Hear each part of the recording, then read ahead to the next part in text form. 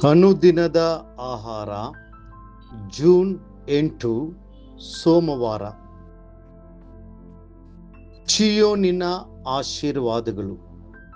ಕೀರ್ತನೆ 134 3ನೇ ವಚನ.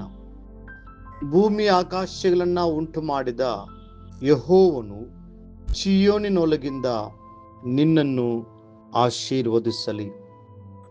ಆಶೀರ್ವಾದ ಎಂಬ ಮಾತು ಎಷ್ಟು ಮಧುರವಾಗಿದೆ. ಪ್ರತಿಯೊಬ್ಬರೂ ಆಶೀರ್ವದಿಸಲ್ಪಡಲು ಬಯಸುತ್ತಾರೆ. ಮಕ್ಕಳು ತಮ್ಮ ಹೆತ್ತವರ ಆಶೀರ್ವಾದಕ್ಕಾಗಿ ಹಂಬಲಿಸುತ್ತಾರೆ. ಜನರು, ಶಿಕ್ಷಕರು, ಹಿರಿಯರು ಮತ್ತು ಗೌರವಾನ್ವಿತ ವ್ಯಕ್ತಿಗಳ ಆಶೀರ್ವಾದವನ್ನು ಹುಡುಕುತ್ತಾರೆ. ಅದೇ ರೀತಿಯಲ್ಲಿ ನಮಗೆ ದೇವರ ಸೇವಕರ ಆಶೀರ್ವಾದವು ಅತ್ಯಗತ್ಯವಾಗಿದೆ. ಕೀರ್ತನೆಗಳ ಅನೇಕ ಕಡೆಗಳಲ್ಲಿ ನಾವು ಚೀಯೋನಿನ ಆಶೀರ್ವಾದಗಳ ಬಗ್ಗೆ ಓದುತ್ತೇವೆ. ಮೇಲಿನ ವಚನವನ್ನ ಗಮನಿಸಿರಿ. ಇದು ಕರ್ತನ ಮೂಲಕ ಚೀಯೋನಿನೊಳಗಿಂದ ಬರುವ ಆಶೀರ್ವಾದದ ಬಗ್ಗೆ ಮಾತನಾಡುತ್ತದೆ. ದಾವೀದನು ಜನರನ್ನು ಹೀಗೆ ಆಶೀರ್ವದಿಸುತ್ತಾನೆ. ಭೂಮ್ಯಾಕಾಶಗಳನ್ನ ಉಂಟು ಮಾಡಿದ ಕರ್ತನು ಚೀಯೋನಿನೊಳಗಿಂದ ನಿನ್ನನ್ನು ಆಶೀರ್ವದಿಸಲಿ.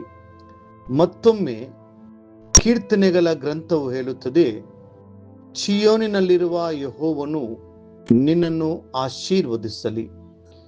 ಜೀವಮಾನವೆಲ್ಲ ಯೆರೂಸಲೇಮಿನ ಸೌಭಾಗ್ಯವನ್ನ ನೋಡುವವನಾಗು. ಕೀರ್ತನೆ 128 5ನೇ ವಚನ.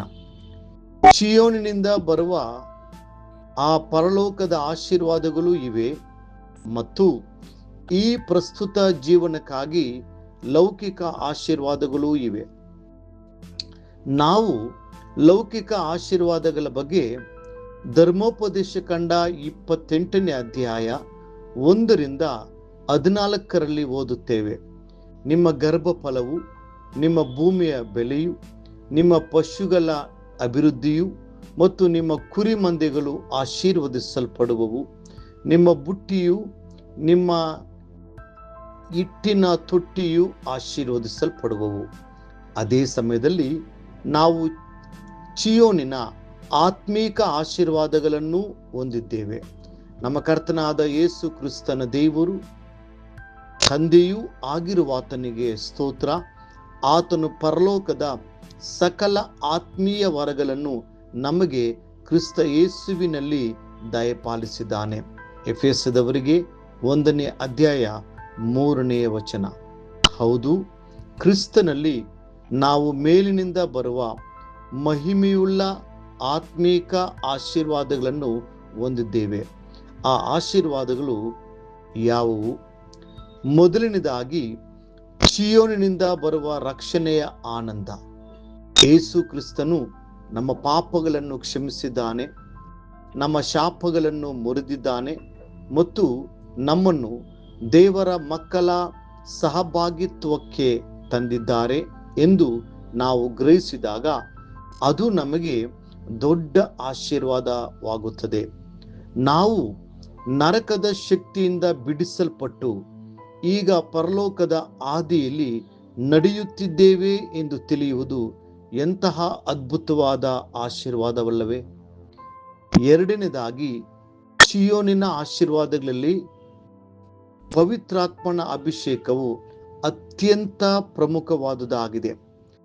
ತಂದೆಯ ಸಿಂಹಾಸನದಿಂದ ಹರಿಯುವ ಜೀವಂತ ನೀರಿನಂತೆ ಆ ಪವಿತ್ರಾತ್ಮನು ಇಳಿದು ಬಂದು ನಮ್ಮ ಆತ್ಮವನ್ನ ತುಂಬುವಾಗ ಎಂಥ ಆನಂದ ಉಂಟಾಗುತ್ತದೆ. ಆ ಪರಲೋಕದ ಬಲವು ನಮ್ಮೊಳಗೆ ಬರುತ್ತದೆ. ಜೀವದ ಆತ್ಮವು ನಮ್ಮಲ್ಲಿ ಸುರಿಸಲ್ಪಡುತ್ತದೆ.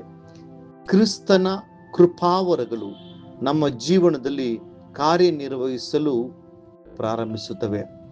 ಆತ್ಮನ ಫಲಗಳು ನಮ್ಮಲ್ಲಿ ಪ್ರಕಟವಾಗುವಾಗ ಅದು ಮಹಿಮೆಯುಳ್ಳ ಆಶೀರ್ವಾದವಲ್ಲವೇ? ಪ್ರಿಯ ದೇವರ ಮಕ್ಕಳೇ, ಕರ್ತನು ಹೀಗೆ ವಾಗ್ದಾನ ಮಾಡಿದ್ದಾನೆ, ತರುವಾಯ ನಾನು ಎಲ್ಲಾ ಮನುಷ್ಯರ ಮೇಲೆ ನನ್ನ ಆತ್ಮವನ್ನ ಸುರಿಸುವೆನು.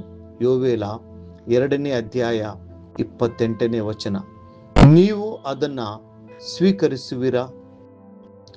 ಮುಂದಿನ ಧ್ಯಾನಕ್ಕಾಗಿ ದೇವರ ವಾಕ್ಯ. ಪ್ರಿಯನೇ, ನೀನು ಆತ್ಮ ವಿಷಯದಲ್ಲಿ ಅಭಿವೃದ್ಧಿ ಹೊಂದಿರುವ ಪ್ರಕಾರ ಎಲ್ಲಾ ವಿಷಯಗಳಲ್ಲಿಯೂ ಅಭಿವೃದ್ಧಿ ಹೊಂದಿ ಸುಕ್ಷೇಮವಾಗಿರಬೇಕೆಂದು ಪ್ರಾರ್ಥಿಸುತ್ತೇನೆ. 3 ಯೋಹಾನ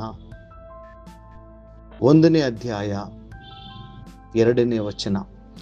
ಈ ದಿನ ಓದುವ ದೇವರ ವಾಕ್ಯ.